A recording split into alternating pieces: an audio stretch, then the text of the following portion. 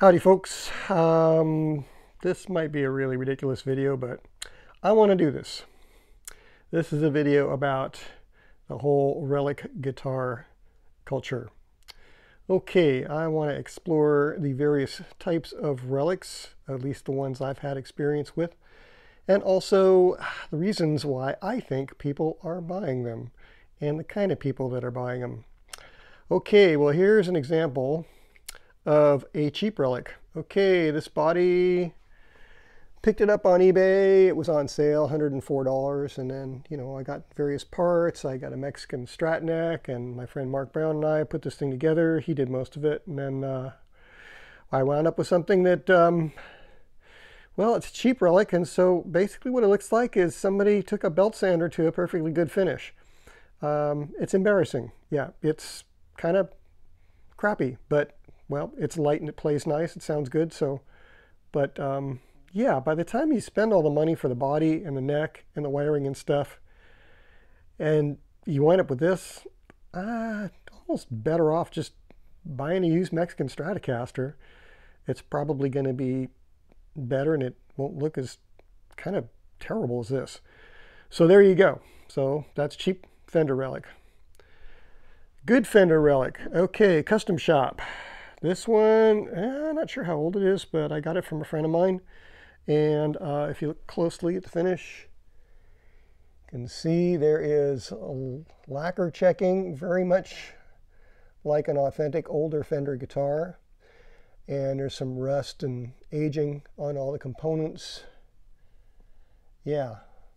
And the neck, the frets are very much the vintage style. Narrow and kind of tall. Very nice dark rosewood on the fretboard like the original 60s Fenders with the aged lacquer, aged tuners. I mean, you pick this guitar up and it really feels like the real deal, like an old guitar. Except that it's not an old guitar because, it's a relic, which means that mechanically it's probably going to be better than an old guitar that's been through the wars. Okay, how about an authentic one, a real old guitar? Okay, here we go. Now, this one is one I've had since about 1994. Back before relics were a thing, I had a friend of mine who helped me find old guitars, and I told him I was looking for a beat-up Sunburst 60s Strat, and this is what he found for me. And the body is from 1960, the neck is from 1965. So I got it back when these things didn't cost that much money.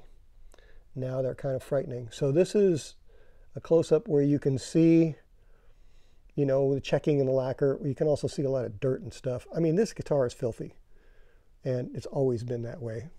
And I kind of refuse to clean it.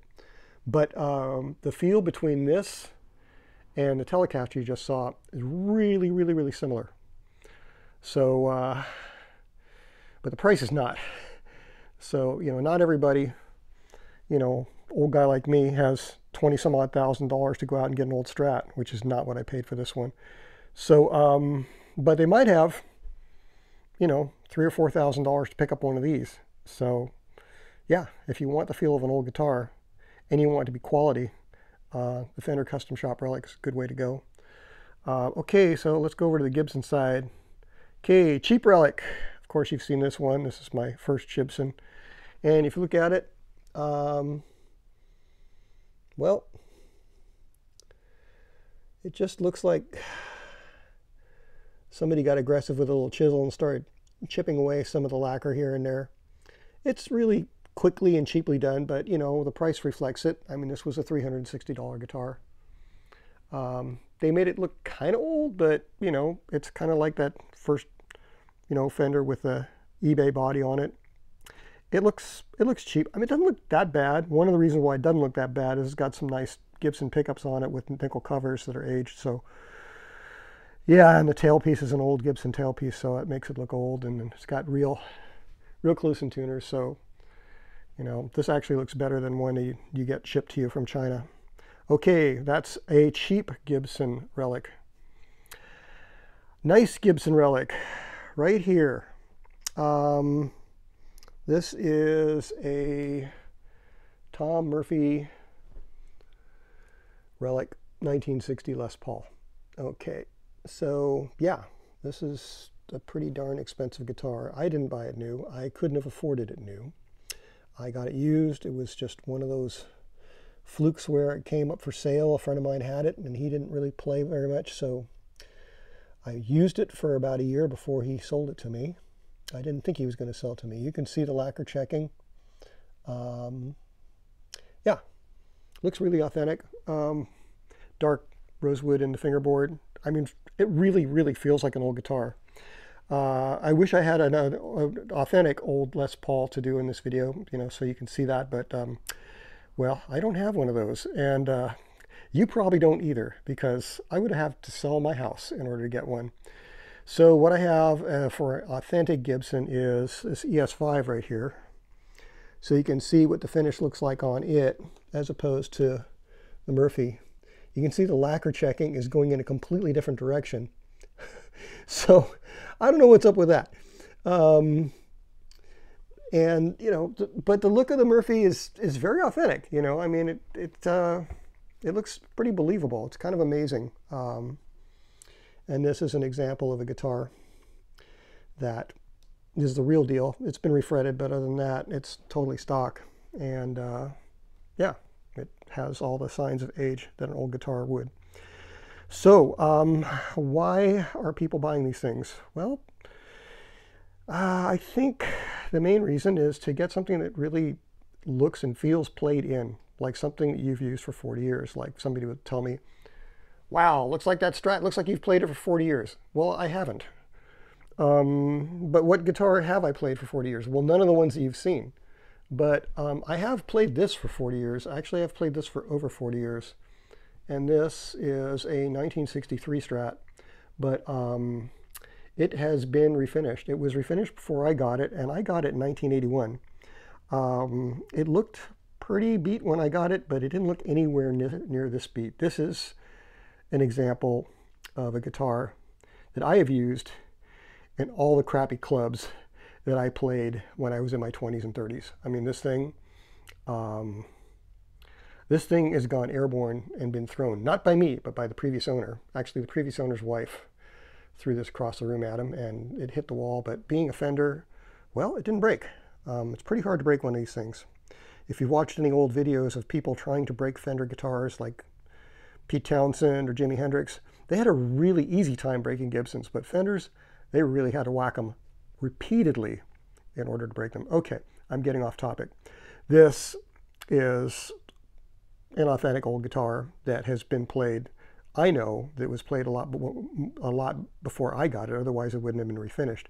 And I played it until it looks like this. I mean, it's downright disgusting. This red color kind of looks like a blood clot. I mean, it's nasty. Okay, so who are buying these relic guitars like this one here, this Fender Custom Shop, or this Gibson Custom Shop, Tom Murphy? Well, I think it's mostly guys like me in my age group, you know, boomers, wanting to have something that is what they would have liked to have when they were a kid, but couldn't afford. And now that they are older and have savings, well, they don't have hundreds of thousands of dollars to get an old guitar, but they can get one of these for about 1/20th the cost, and it does a really good job of duplicating what the old guitar feels like and looks like. I have to say that this Telecaster is amazing. It's wonderful. I've owned a lot of Telecasters, and this is my second favorite Telecaster I've ever had. My most favorite one I sold. It was a 51 Nocaster, and well, now I have a house. That's where my old Les Pauls went. That's where all my old 50s Fenders went. I'd rather have the house than the guitars, to be honest. And then this Murphy Les Paul. I've had 3 old Les Pauls, 2 Sunbursts and 1 Black Custom that had P90 and an Alnico pickup on it. And I bought them back when they were a lot cheaper.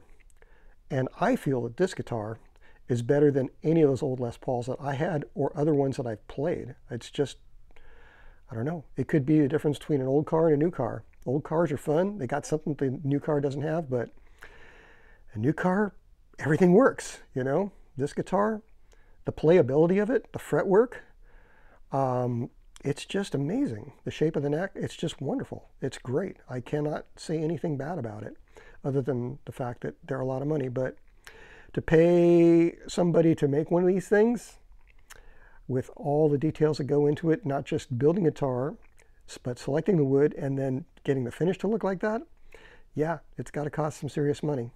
But it doesn't cost $200,000 or $300,000. So think about it. Okay, so are young people buying these retro guitars? I don't think so. And it's kind of weird because I used to collect guitars. And when I was collecting, 40 years ago, the guitars we wanted were not these guitars. They were not beat up. They were not weather checked.